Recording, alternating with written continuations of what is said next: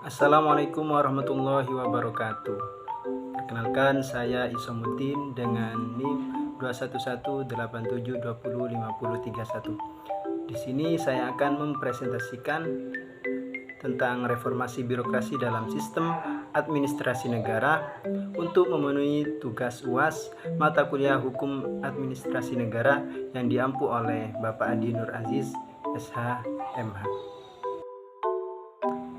Yang pertama adalah pengertian.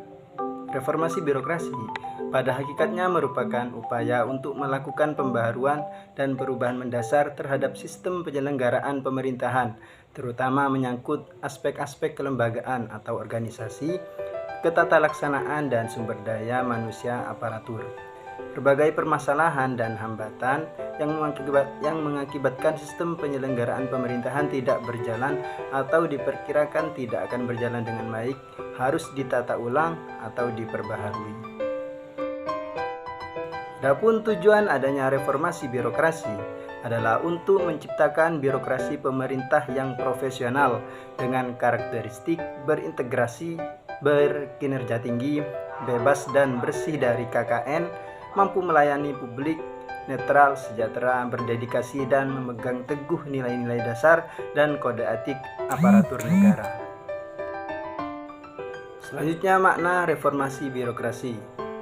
Yang pertama adalah perubahan besar dalam paradigma dan tata kelola pemerintahan Indonesia. Pertaruhan besar bangsa Indonesia dalam menghadapi tantangan abad ke-21 berkaitan dengan ribuan proses tumpang tindih antar fungsi-fungsi pemerintahan, melibatkan jutaan pegawai dan memerlukan anggaran yang tidak sedikit. Begitu juga dengan makna reformasi birokrasi, yaitu menata ulang proses birokrasi dari tingkat tertinggi hingga terendah dan melakukan terobosan baru dengan langkah-langkah bertahap, konkret, realistis, sungguh-sungguh, berpikir di luar kebiasaan yang ada, perubahan paradigma, dan dengan upaya yang luar biasa. Kemudian yang terakhir adalah merevisi dan membangun berbagai regulasi, memodernkan berbagai kebijakan dan praktik manajemen pemerintah pusat dan daerah, dan menyesuaikan tugas fungsi instansi pemerintah dengan paradigma dan peran yang baru. Ada 8 area terkait dengan perubahan atau reformasi birokrasi. Pertama adalah mental aparatur, yakni terciptanya budaya kerja yang positif bagi birokrasi yang melayani, bersih, dan akuntabel. Kedua adalah organisasi, yakni organisasi yang tepat fungsi dan tepat ukuran. Ketiga adalah tata laksana, di mana sistem, proses, dan prosedur kerja yang jelas, efektif, efisien, terukur, dan sesuai dengan prinsip-prinsip good governance atau pemerintahan yang baik. Dan yang keempat adalah peraturan perundang-undangan, di mana regulasi yang lebih tertib dan tidak tumpang tindih dan juga harus kondusif.